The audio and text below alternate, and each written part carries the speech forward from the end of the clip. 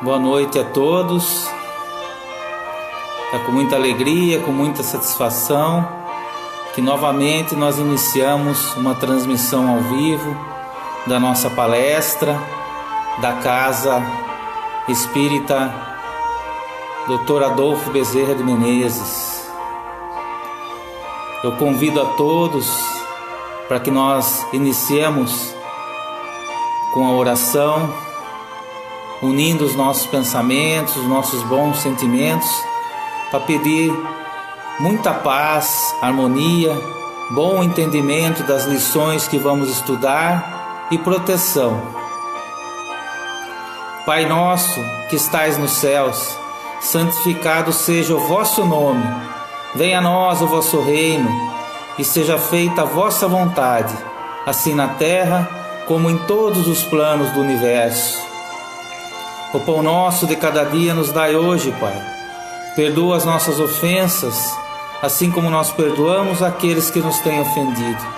Não nos deixes cair em tentações, mas livra-nos do mal, para o teu reino, que é toda luz, poder, bondade e glória para sempre. Vamos pedir à equipe espiritual da casa que nos auxilie, nos intuindo, nos inspirando, para que nós possamos entender bem as lições de hoje.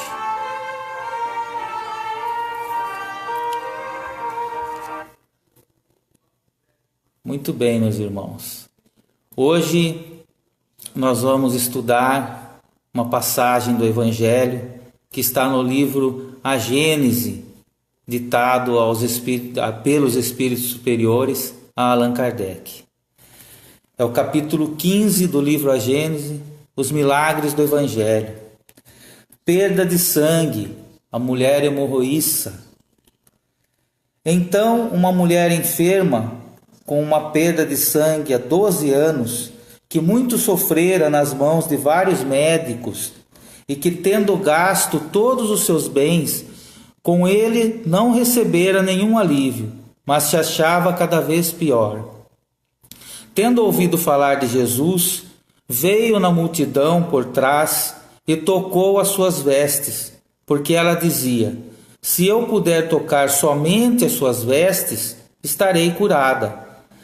No mesmo instante, a fonte do sangue que ela perdia secou, e sentiu em seu corpo que estava curada dessa doença. No mesmo instante, Jesus, conhecendo em si mesmo a virtude que dele saíra, retornou para o meio da multidão e disse: quem tocou minhas vestes? Seus discípulos lhe disseram: vedes que a multidão vos comprime de todos os lados e perguntais quem vos tocou? E ele olhava tudo ao seu redor para ver aquela que o tocara. Mas essa mulher, que sabia o que se passara com ela, tomada de medo e de pavor, veio lançar-se aos seus pés. Ele declarou toda a verdade. E Jesus lhe disse: minha filha, a vossa fé vos salvou, ide em paz e sede curada de vossa doença. Esse está em Marcos capítulo 5, versículos de 25 a 34. Essa narrativa está no Evangelho de Marcos e também no de Lucas e Mateus. Hoje nós então falaremos sobre o poder da fé. Fé significa confiança. E fé não é algo místico. Fé é uma força atrativa. É a certeza de que vamos atingir o nosso objetivo. Isso significa fé. Fé em Deus significa confiança em Deus. Nós vamos mais uma vez mergulhar no cotidiano da época de Jesus, para poder compreender bem essa lição, para nós podermos retirar as lições espirituais que estão contidas nessa passagem da cura dessa mulher. A lei mosaica determinava que as mulheres, durante o seu período menstrual, eram impuras e não poderiam ser tocadas e tampouco tocar alguém. Geralmente elas ficavam afastadas do convívio em um dos aposentos, um dos quartos da casa. Aquele que as tocasse ou fosse tocado por elas deveria passar por um ritual de purificação no templo. Por aí, nós já podemos perceber que a situação da nossa personagem não era nada fácil. Era difícil, pois já se passavam 12 anos que ela sofria daquela hemorragia, daquele fluxo sanguíneo intenso. E ela era discriminada até pela própria família. Até a própria família acabava deixando ela de lado. Mas aí a gente já precisa dar uma paradinha, porque já tem uma bela lição que essa mulher nos passa. Durante esses 12 anos, ela buscou de todas as formas a cura, ao ponto de, como está escrito no texto, gastar todos os seus bens. Mas ela não desistiu, ela não desanimou. Então a verdadeira fé é ativa. A verdadeira fé é ativa, busca, age. Vejam que muitos dizem: eu tenho fé, mas só desejam. Só desejam. Ficam aguardando que as coisas se resolvam. Ficam aguardando que as coisas caiam do céu. Eu me lembro aqui de uma pequena história que vai nos ajudar a compreender melhor. Do cão e do prego. Um senhor chegou ao posto de gasolina para abastecer o seu carro. E num cantinho estava lá um cão, uivando, chorando, choramingando de dor. E durante todo o tempo que ele estava ali no posto, abastecendo o carro, pagando a conta, ele percebia que o cão não parava. E ele, intrigado com aquilo, perguntou para o frentista: o que está acontecendo com aquele cão? Por que ele está chorando? E o frentista explicou para ele: é que ele está deitado em cima de um prego. E o prego está cutucando ele. Ele falou: mas por que ele não levanta? Porque a dor que ele está sentindo não é suficiente para ele levantar. Só é suficiente para ele chorar. Então, aqueles que desejam e aqueles que se levantam e buscam. Essa é a verdadeira fé. Mas voltando a esse encontro, é muito interessante a ordem cronológica dele. Jesus havia chegado a Cafarnaum, às praias de Cafarnaum, e na noite anterior ele havia espantado a tempestade. E como sempre, muita gente, uma multidão, estava o aguardando. E nessa multidão chegou até ele Jairo, para pedir ajuda com relação à sua filha, que segundo ele acabara de morrer. E a multidão seguiu Jesus e Jairo até a casa dele. E ali estava a nossa personagem. Esse encontro se deu nesse momento, nesse trajeto, pelas ruas estreitas, se acotovelando no meio da multidão. E ela rompe a multidão e toca as vestes de Jesus. Ela tinha confiança, ela tinha fé que somente tocando as vestes de Jesus ela se curaria. E vejam, foi necessário muita coragem, muito esforço dela. Foi necessário que ela rompesse preconceitos, que ela lutasse contra os seus medos. Porque se ela tocasse alguém, era da lei que ela seria punida, até com prisão. Ela era impura, era considerada impura, então ela não podia tocar ninguém. E nesse momento que ela toca, Jesus imediatamente sente que dele saiu virtude, ou seja, saiu o fluido terapêutico em direção a alguém. Então Jesus diz: quem tocou minhas vestes, de mim desprende virtudes. E aí nós temos que parar novamente, porque nós temos uma lição muito especial.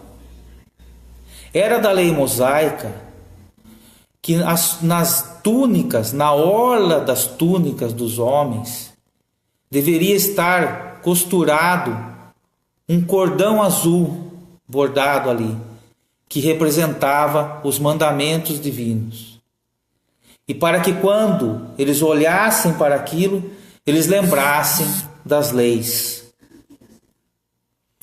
Então, quando ela toca naquele local, representa espiritualmente para ela e para todos nós o retorno da criatura ao Criador, a Deus nosso Pai. Essa lei mosaica está no Antigo Testamento, no livro de Números, capítulo 15, versículos 38 a 41. E nesse momento que ela toca e retorna ao Pai espiritualmente, ela é curada. O antes do toque representa a criatura caminhando ainda sem o Pai, a criatura confiando mais em si do que na providência divina.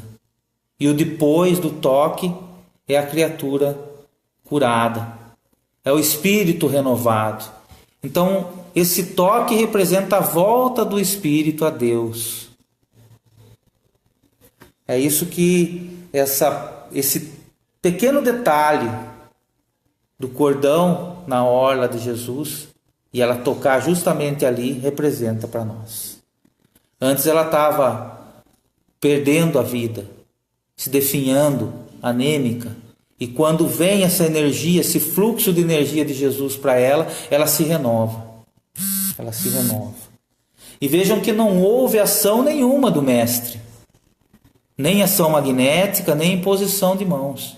O que houve foi o grande poder da fé dessa mulher, que atraiu para si os fluidos terapêuticos, que irradiaram naturalmente para ela. E Jesus, quando ela se apresenta para ele, ainda trêmula, com medo, por conta do que tinha acontecido, a emoção tomando conta dela, Jesus diz: vai em paz, minha filha, a tua fé foi que te curou. A narrativa evangélica para aí. Os textos, os 3 textos, as 3 narrativas param aí. Mas nós fomos buscar no livro Primícias do Reino, ditado pelo espírito Amélia Rodrigues, Adivaldo Pereira Franco, a continuação, o depois. Lá narra que ela volta para o vilarejo onde ela morava e começa a sentir algo dentro de si. Começa a buscar um outro sentido para a sua vida. E Serápia, segundo relatos, era esse o nome dela, Serápia, vai então em busca das pregações de Jesus e acompanha ele até o final, até o dia da crucificação. E é personagem de um outro episódio importante. É ela quem enxuga o rosto de Jesus durante o caminho ao Gólgota. E a partir desse momento, ela fica conhecida como Verônica, que significa verdadeira imagem, portadora da verdadeira imagem, porque o rosto de Jesus fica gravado na toalha.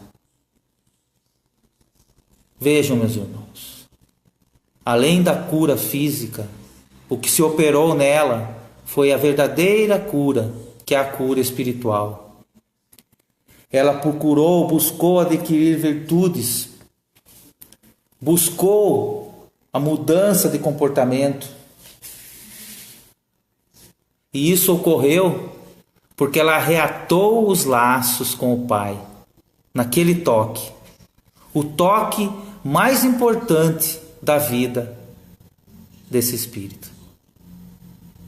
E simbolicamente é o toque mais importante das nossas vidas também. Quando a gente busca os ensinamentos de Jesus. Quando a gente busca viver a nossa vida com Deus, nosso Pai. Tendo fé, tendo confiança em Deus, nosso Pai. Naquele momento, foi só ela, Jesus e Deus. É assim que o Pai opera em nós. No meio da multidão, só os dois perceberam o que tinha ocorrido. Então Deus age em silêncio em nós. E a doutrina espírita nos traz esses ensinamentos, nos esclarece para que nós tenhamos a fé verdadeira. A fé que teve essa mulher. A fé ativa. E eu encerro com uma frase de Allan Kardec que diz o seguinte: a fé inabalável é aquela que encara a razão face a face em qualquer época da humanidade. É isso que a doutrina espírita nos ensina. Fé raciocinada. Essa foi a nossa lição de hoje. Eu convido a todos nesse momento para que a gente encerre com as nossas preces, com as nossas vibrações. Vamos pedir à equipe espiritual que possa nos auxiliar, fluidificando a nossa água, aplicando em nós os passes terapêuticos, os passes magnéticos, os passes regeneradores à distância. Vamos então unir os nossos bons sentimentos, os nossos bons pensamentos em torno da prece, pedindo a Deus, nosso Pai, a Jesus e aos bons espíritos que nos iluminem, que fluidifique a nossa água, que aplique em nós os passes, para que a gente possa, recebendo essa energia, cada vez mais nos fortalecermos na nossa caminhada, com muita paz, com muita harmonia, com muita fé, como disse a lição. Vamos pedir por todas as entidades sociais da nossa cidade, para o nosso hospital, Santa Casa de Misericórdia, para aqueles que cuidam da nossa segurança e da administração da nossa cidade, do nosso país, pedir pelo nosso Brasil, pedir pelo nosso planeta Terra,